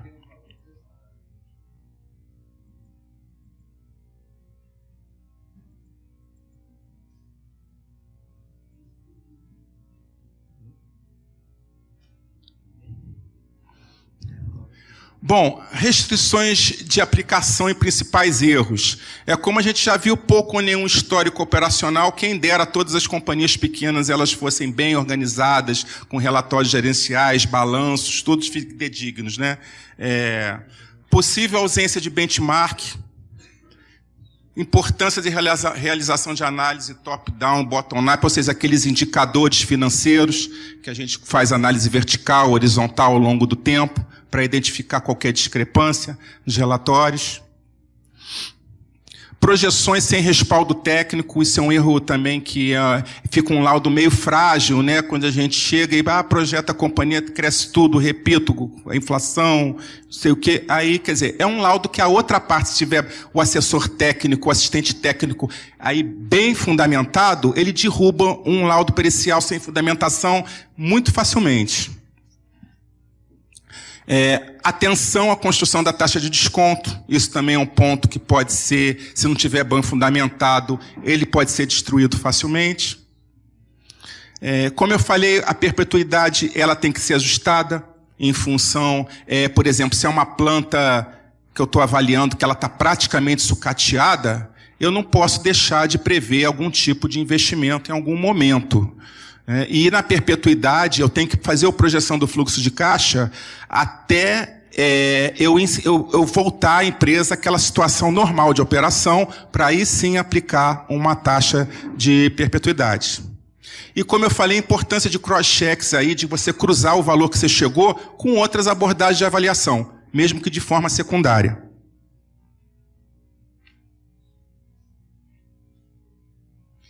Esse gráfico aí ele é muito bom porque ele mostra como o que a gente chama de goodwill, que é aquela projeção de rentabilidade futura, ele trata do futuro. E ele simplesmente é aquela espuma que a gente viu lá no slide da Ambev. O goodwill é a fonte de renda para eu justamente repor tudo que está se depreciando na operação da empresa. Esse gráfico ele é muito bom, que ele demonstra isso. Teoricamente, uma empresa não tinha que ter goodwill no presente se eu já tivesse metodologia hoje para medir todos os intangíveis que ela tem. Por isso que nos Estados Unidos o ágio ele é de caráter residual.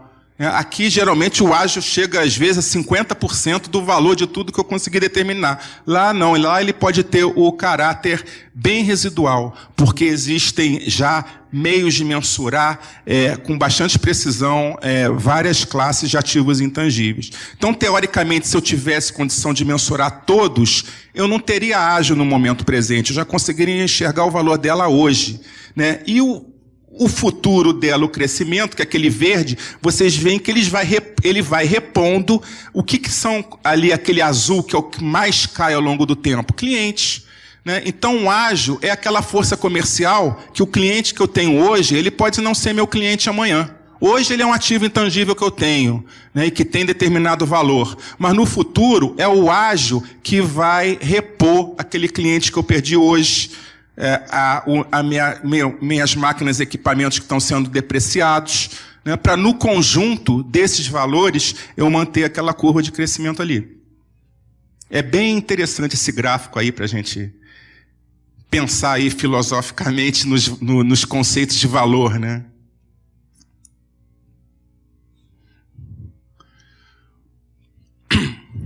Bom, e como que a abordagem da renda ela tangencia de uma maneira global esses ativos intangíveis? Tá?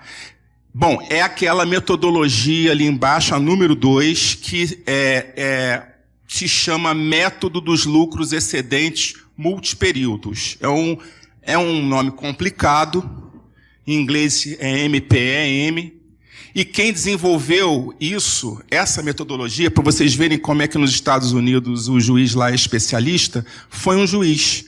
Um juiz, por ocasião da lei seca, que com a lei quebrou todas as destilarias do país assim instantaneamente, né, o juiz ficou com aquela banana na mão. Como é que eu vou indenizar esses donos dessas destilarias? Além do ativo imobilizado lá que ele tem. Não tem como fazer isso. Um juiz teve essa ideia. Calcula-se o fluxo de caixa dessa companhia e eu vou tirando desse fluxo todos os outros ativos que eu utilizo para gerar essa operação. ele simulou que eu consigo alugar todos os ativos. Então, ele foi tirando aluguel da planta industrial, aluguel disso, aluguel daquilo, né? A carteira de clientes eu perco numa velocidade tal ao longo do tempo. Ele trouxe tudo isso a uma taxa de desconto e ele chegou ao valor de indenização para esses donos dessas destilarias no momento da lei seca. Foi o juiz que desenvolveu e foi a origem dessa metodologia que a gente usa até hoje.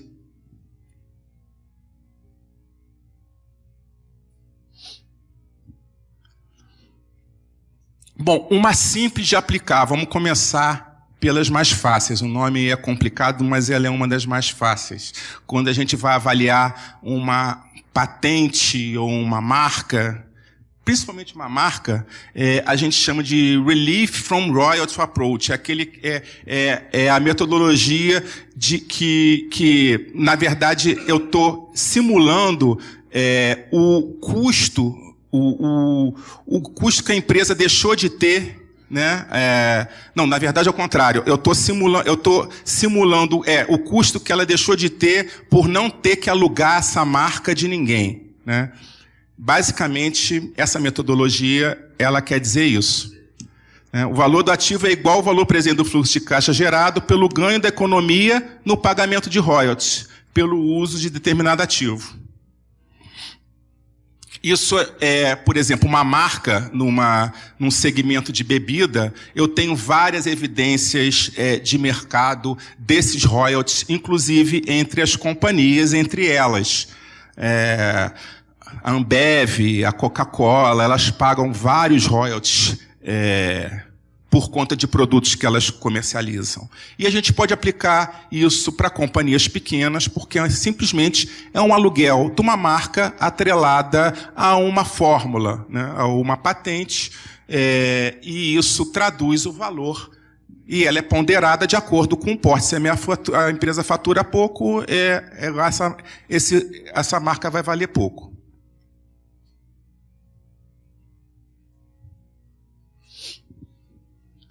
Então, aí a gente tem um passo a passo. Primeiro ponto, eu estimo um royalty hipotético, projeto a receita líquida da empresa a qual o royalty será aplicado, deduza qualquer despesa para promover a marca, isso é importante. Uma fonte boa também, por exemplo, eu tenho uma empresa e eu tenho uma empresa que é do segmento de franquia, que também é uma informação pública, o royalty de determinada franquia. A gente tem que ter o cuidado quando a gente pega uma fonte pública no segmento de franquia, em expurgar a parcela desse royalty que é para a despesa de marketing da franqueadora. Isso daí é importante, que ela separa, né, no royalty, o royalty mesmo e o de fundo, o que vai lá para um fundo dela de marketing, para as despesas de marketing. Tá? E aí eu tenho a dedução do IR, né? Ao contrário, na verdade, porque na verdade isso é um custo evitado. Se eu tivesse que pagar royalty por determinada marca, eu teria essa despesa dedutível. E como eu estou simulando e eu não tenho essa despesa, nessa conta eu tenho que fazer o crédito do imposto de renda. Tá? Checar, rule of thumb para o americano é a regra do dedão. O americano, ele calcula, mas todos os mercados têm uma prática que não é cientificamente comprovada, mas é o que eles chamam de rule of thumb. A gente tem algumas coisas aqui assim também, quando a gente avalia, por exemplo, uma empresa de ônibus, né? Existe um parâmetro já de mercado mais ou menos reconhecido. Estou avaliando a carteira de clientes de um banco, então eu tenho mais ou menos um parâmetro por cliente. Uma coisa que não tem uma base muito científica, mas mais para a gente checar se a nossa conta faz sentido. E aí, mais uma vez, trazer o fluxo a valor presente por uma taxa de risco adequada, que ela é um pouco maior quando eu estou falando de um ativo isoladamente, ele pode ser igual à taxa de desconto da companhia, de todos esses ativos combinados, para cima, né, entre a taxa do goodwill puro e a taxa da companhia. Essa é uma taxa que pode ser intermediária. Aqui um exemplo que vai ficar com vocês dessa conta também. Eu tenho a receita operacional bruta, a taxa de royalties, que é 3%. Aí, isso que eu vou ter que fundamentar bem, por que eu estou usando 3%, e existem bases de dados internacionais desse tipo de taxa. A gente paga uma taxa por consulta e consegue essas evidências. As despesas de marketing, e aí eu teria a economia de royalties, a alíquota do imposto de renda, e aí voltando aí com o valor da marca.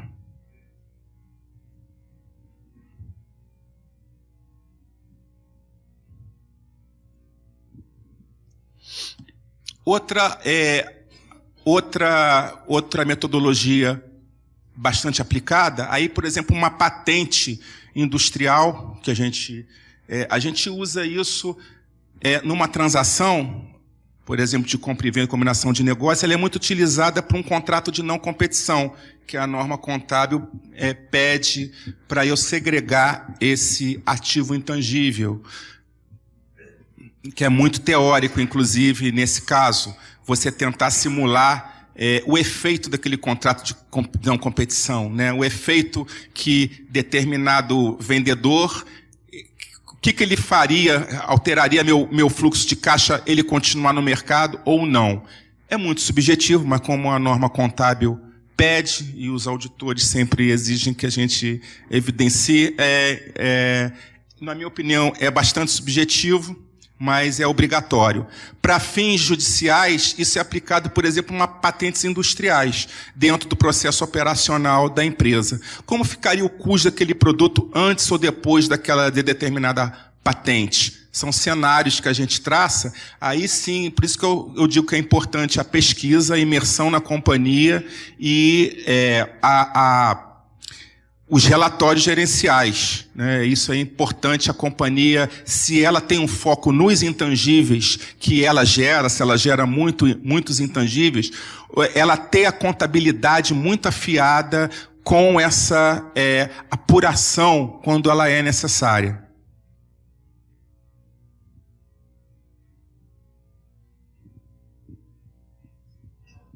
E como eu falei, o passo a passo dessa metodologia, eu considero o fluxo de caixa da empresa, aí no caso do contrato de não competição, tá? Estimo a perda da receita ocasionada pela competição, estimo a perda de margem ocasionada pela competição, estimo a probabilidade do antigo sócio voltar a competir. Nesse caso é muito subjetivo, né? Mas fazer o quê, né?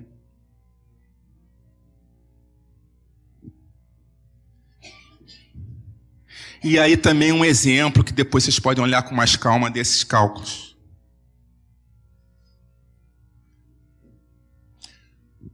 Bom, essa é a mais complexa e a minha sugestão é que para avaliação de ativos intangíveis, eu acho que em termos jurídicos até no futuro, ela vai ser obrigatória, né, o conhecimento dessa metodologia, que é a tal da metodologia da lei seca que eu falei, a avaliação dos ganhos em múltiplos períodos, ganhos excedentes, né? Por que ela é a mais importante? Porque ela é aplicada para o ativo intangível mais importante da companhia. É a que dá o driver de valor, geralmente a carteira de clientes, e que a gente já coloca isso. Eu já vi vários laudos periciais já no balanço de determinação, incorporando um valor para essa carteira de clientes aos ativos. Bom, geralmente ela é aplicada então para o ativo mais importante. Ela parte do fluxo de caixa principal da companhia.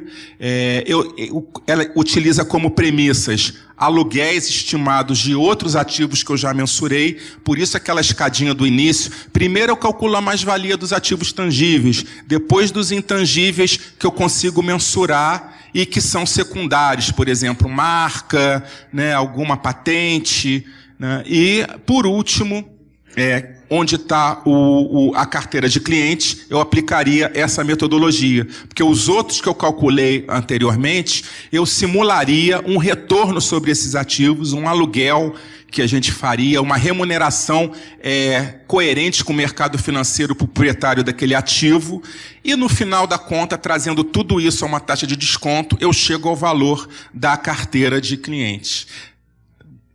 É assim que a gente trabalha nas transações entre as companhias abertas. É essa metodologia que a Receita Federal aceita quando eu tenho que amortizar uma carteira de clientes que eu comprei. Então, ela é uma metodologia muito importante, ela é complexa, e depois de o material dela, apesar dessa ser complexa, nos Estados Unidos ele é divulgado gratuitamente, porque é interesse do americano que todo mundo conheça, que lida com ela, e eu posso dar depois o caminho onde vocês podem baixar todo o passo a passo de aplicação, o kit para aplicação dessa metodologia lá num site americano, né, da Appraisal Foundation, que é a fundação deles que cuida de avaliação.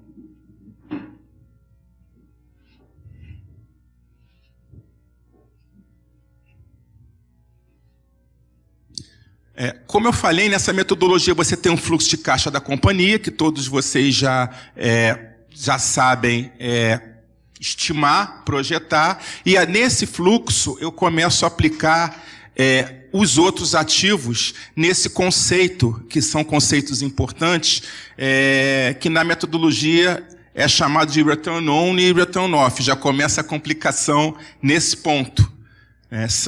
O aluguel ele é dividido em duas partes. No desgaste desse ativo que eu utilizo para sustentar esse ativo intangível principal, que é o chamado return off. A depreciação é um exemplo desse desgaste. E o return on, que é o ganho que eu tenho financeiro, além do desgaste do meu ativo. Seria, por exemplo, se eu tivesse uma empresa se eu fosse alugar carros, tivesse que cobrar uma taxa sobre isso, uma parcela desse custo que eu cobro tem que remunerar o desgaste do automóvel e a outra parcela tem que dar o meu lucro, né? Então, o aluguel ele é decomposto nesses dois componentes por essa metodologia. Alguns só fazem jus ao retorno financeiro, como o capital de giro. Vocês vão ver na metodologia que o capital de giro é um ativo importante e ele é utilizado para o cálculo dos intangíveis, aplicando aquela remuneração, né, o return on.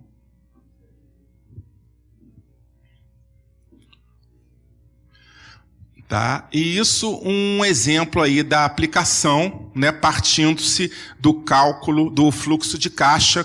Inicia-se pelo cálculo, pelas projeções aí de benefícios futuros, projeções financeiras aí da companhia.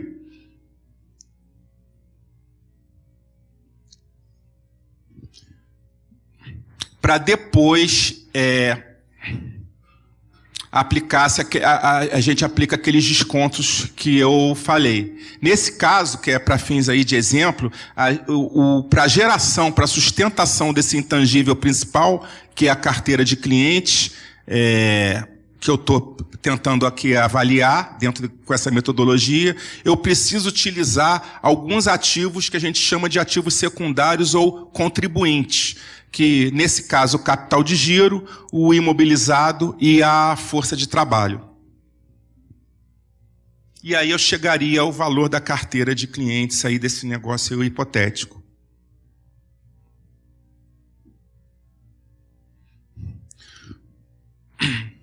Outra coisa que é utilizado também para fins de determinação do valor justo, o intangível, como a gente viu, isso para uma transação de negócios, numa combinação de negócios. A gente utiliza, já coloca no fluxo a amortização, o benefício fiscal gerado pela amortização aí desse ativo intangível.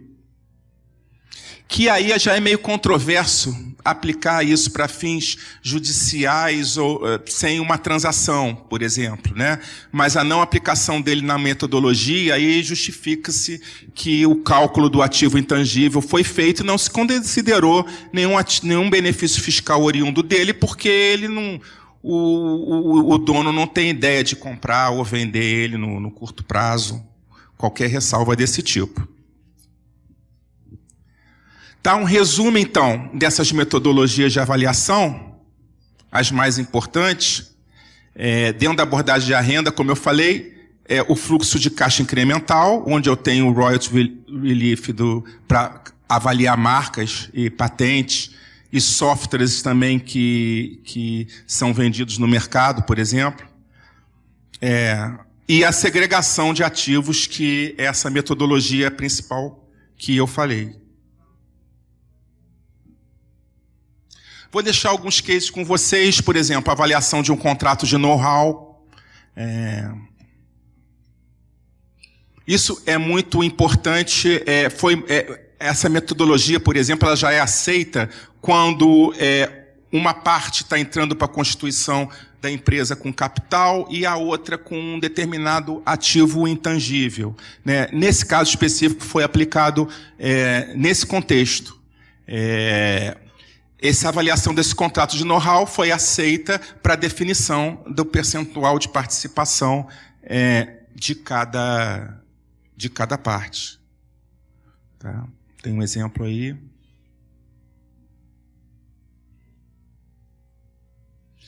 A royalty relief, por exemplo, para avaliação de, como eu falei, tecnologia e marca para fins contábeis e fiscais. Geralmente ela é a mais aceita e é a utilizada. Tá? Como eu já mostrei um exemplo anteriormente, essa é a simulação da aplicação da metodologia de royalties. Eu simulo uma despesa que eu teria se eu tivesse tido que alugar essa marca, né? E calculo o valor presente dela. Esse, por exemplo, é um teste de coerência que eu comentei para a gente saber. É uma coisa mais de experiência. Isso vocês acho que não vão encontrar assim escrito, porque isso faz parte do julgamento do avaliador. Mas acho que facilita a gente ter essa cartilha, pelo menos para a gente não gerar um laudo que ele seja incongruente. Que eu tenha, por exemplo, eu calculo os intangíveis e eu tenha para o goodwill uma taxa de desconto menor do que a taxa da companhia como um todo. Não faz o menor sentido. Ou se a companhia, a taxa dela já é ponderada, a taxa ponderada de capital, o famoso WACC, eu não posso ter o ativo meu mais arriscado sendo descontado por uma taxa dessa média ponderada. Então, vocês veem que essa taxa que eu aplico nesses ativos para fins de teste de consistência, ela é crescente de acordo com a intangibilidade desse ativo. Capital de giro, que é o dinheiro que é o mais coerente, é uma aplicação financeira de renda fixa, um CDI, uma renda fixa. Imobilizado, essa taxa já é maior do que essa taxa do dinheiro, mas ela é menor do que o WACC, porque é um ativo tangível, tem um mercado, eu consigo simular o tempo que eu vou demorar para vendê-lo, ou seja, é uma taxa que eu consigo simular em contratos de financiamento de ativo imobilizado. Ela fica entre o WACC e a taxa para empréstimo aí de aplicação de recursos financeiros. Quando eu entro para um intangível separado da companhia, quando eu desplugo um intangível da companhia, faz sentido, já que ele é intangível e não é tangível, se o tangível está entre o capital de giro e o WACC, o intangível está acima, ele está entre também a taxa da companhia e o goodwill. Né? Então, eles têm um prêmio de risco adicional, porque quem comprar, por exemplo, uma marca de outro, e, por exemplo, ele vai ter que recompor aquela marca dentro do ambiente dele. Só aí já é um risco adicional. Será que ele vai manter aquele mercado? Será que ele vai conseguir a mesma mão de obra que o meu vendedor tinha? Eu vou conseguir treinar igual? Então, às vezes, não basta só o intangível, tem um risco um pouco maior. Tá? E o goodwill? O goodwill, ele que tem a taxa mais arriscada. A taxa, geralmente, do goodwill beira a taxa interna de retorno que as companhias aplicam em projetos de startups e assim mais inovadores. Podem girar em torno de 30% a 40% para você descontar o que você não conseguiu segregar após você aplicar aquela metodologia principal, que é a de ganhos excedentes, aquela MPAM. Tá? E um teste para você ver a coerência, se os intangíveis estão avaliados dentro de uma determinada coerência, é você recompor. E a gente tem um bicho chamado WORA. O WOC é o do lado de a gente está acostumado a ver. É um custo ponderado das minhas fontes de recursos, né, de terceiros e capital próprio. Está lá do lado direito do balanço. O WORA é o custo ponderado do lado esquerdo do balanço. Então, se eu avaliei todos os ativos do balanço, desde do capital financeiro até o mais intangível de todos, que é o goodwill, quando eu faço esse custo ponderado, o resultado tem que ser igual ao WOC, né? Aquela lei básica de um lançamento contábil, né? Lado esquerdo tem que ser igual ao lado direito. Isso vale para as taxas de desconto também.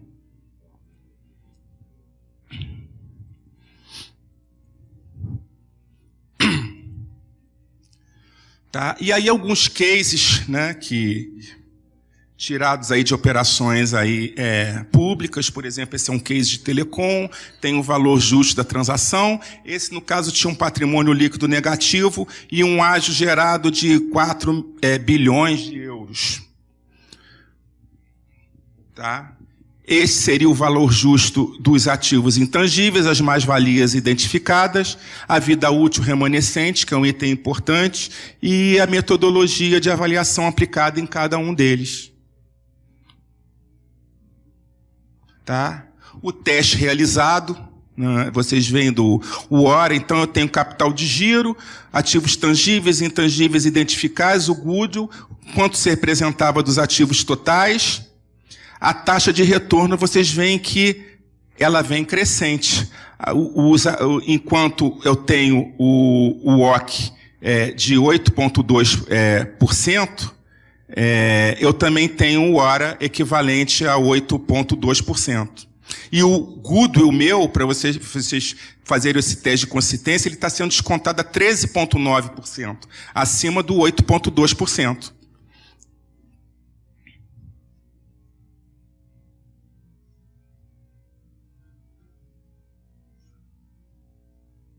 Esse é um outro caso, também de cálculo dos ativos intangíveis, onde várias marcas foram identificadas.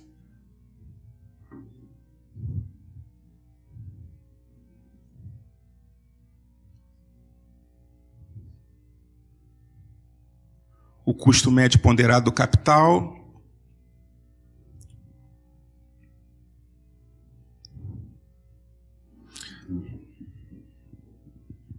Onde o WORA também 7,2%, equivalente aos 7,2% do WOC utilizado no desconto do fluxo de caixa da companhia.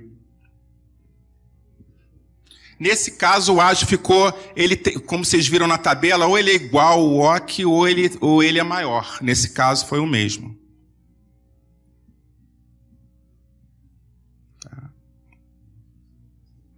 Bom, gente, então é o recado aí que eu tinha para passar para vocês, e estou aqui à disposição para dúvidas.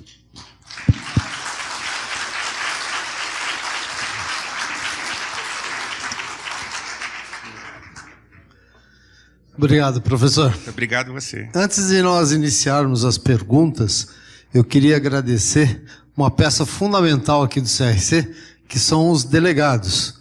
Os delegados coordenam, organizam, o CRC regional. Então tem o delegado lá de Guarulhos, que é muito amigo meu, o delegado de Campinas, Sorocaba e assim por diante. E eles estão participando conosco em suas regiões. Então a gente vai começar com as perguntas. Sueli, você quer passar alguma coisa? Nós selecionamos algumas, tá? E principalmente porque tem algumas perguntas que eu acho que não vem o caso hoje, apesar de nós falarmos de intangível.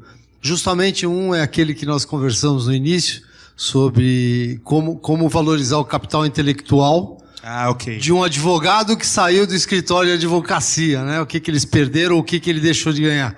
E tem também o pessoal perguntando sobre time de futebol, como valorizar passe, aquelas coisas todas. Eu acho que não vem ao caso aqui, mas talvez eles possam mandar essas perguntas mais técnicas, né? Para não dizer cabeludas, né? Oportunamente. Sueli, quer passar alguma coisa? Pessoal da plateia, vocês levantem a mão, eu levo. Quem não colocou no WhatsApp? Temos limitação de tempo? Temos? Tá, então vamos correr aqui. Bom, são várias perguntas, tivemos que eleger aqui algumas, Luiz. Parabéns pela sua palestra, obrigado. Como sempre, muito assertivo, com muita competência, você nos traz o negócio, tema. né? É complexo. Uma das perguntas aqui, traduzindo o que está sendo perguntado, na realidade, o participante quer saber qual a melhor maneira de avaliar uma marca, principalmente para fins judiciais. Eu sei que não é fácil também, é uma pergunta bastante complexa, até porque depende em que meio está inserida essa empresa, né? Se você puder fazer uma abordagem rápida de qual é a melhor forma de estar avaliando uma marca. Tá. A gente já se deparou com isso algumas vezes. Se é a marca de um produto que está no mercado, a cola já está aí na apresentação. Você utilizando a metodologia do Royalty Relief e fazendo referência ainda bibliográfica às normas internacionais, que são aquelas IVS 210 que eu falei e que vocês podem baixar no site da RICS, né? Se vocês colocarem RICS Red Book, já vai cair exatamente nas normas que vocês têm que baixar, e tem opção de ser em português, que elas têm em todas as línguas, né? São as normas aí internacionais.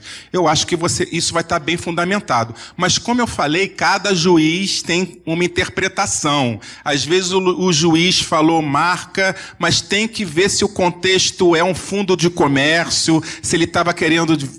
ele falou marca, mas ele estava pensando nos intangíveis como um todo. Vale uma consulta ao juiz para não ter problema. Porque pode ser que a empresa tenha outros intangíveis relevantes, e aí o juiz pediu avaliar a marca, e você avaliou a marca, mas ela é uma empresa que tem outros intangíveis bastante relevantes lá. Mas a marca seria só isso. Se o juiz quis dizer marca mesmo, não quer falar carteira de clientes, não está querendo avaliar outro tipo de intangível, ele foi assertivo em um intangível único e não num fundo de comércio, que é uma coisa bem mais ampla, aí a metodologia é essa. E a primeira pesquisa seria até em relação à NPI. Essa marca está registrada no NPI? Exatamente, é o primeiro ponto. Primeiro passo. Aquele ponto que eu falei da gente ter um documento, algum contrato dando a evidência de propriedade, né? Luiz, temos mais uma pergunta, que é o seguinte, eu vou ler exatamente como está aqui. A avaliação de uma empresa para fins de aquisição com foco no presente e futuro é totalmente diferente da avaliação para fins judiciais numa apuração de haveres que foca no passado, num balanço de determinação de 5 ou até 10 anos atrás? Que modelos científicos adotar em cada caso? Então, ele está questionando uma avaliação de empresa para fins de aquisição, né? E uma avaliação para fins judiciais. Existe diferença entre elas e quais os métodos científicos adotar para cada caso? Eu acho que existe cada vez mais acho que o meio jurídico e pelas decisões, o passado, a forma de se mensurar olhando o passado, está se convergindo para olhando o futuro, porque teoricamente deveriam até dar o mesmo resultado, né, que seria o valor de mercado. Eu já vejo decisões de juiz falando em valor de mercado, balanço de determinação para apuração do valor de mercado. Quando a gente fala mercado, aí é um segundo passo. A gente olha, como eu mostrei naquele gráfico na apresentação, os intangíveis que eu apurei, por mais que ela olhe para o futuro, é a determinação do intangível que acontece hoje, que existe hoje. Né? Por exemplo, uma marca que tem um registro lá do INPI, eu apurei para uma metodologia que olha para o futuro, mas ela existe já desde o tempo que ela foi registrada no INPI. Né? A metodologia apropriada que olha um pouco para frente, porque eu não consigo pegar o custo histórico que dentro do balanço que formou ela até aquela data. Né? Então, o único cuidado que tem que ter é com o goodwill, porque o goodwill, sim, ele é futuro puro, e se é uma empresa sem evidência de transação, existem avaliadores que são mais conservadores, alguns ainda que tem uma tendência um pouco mais aí, agressiva no cálculo. Eu sou da política que, para uma apuração de haveres, porque a gente está tratando muitas vezes da saída de um sócio que não vai participar do futuro, eu geralmente defendo deixar, quando eu sou perito, o goodwill de fora. Né? O goodwill não, por mais que o valor econômico da empresa seja demonstrado pelos assistentes técnicos, seja aquele valor, se ela não tem evidência de transação de mercado, ela não é negociada em bolsa, é prudente deixar o goodwill de fora, porque o sócio que está saindo ele não vai mais participar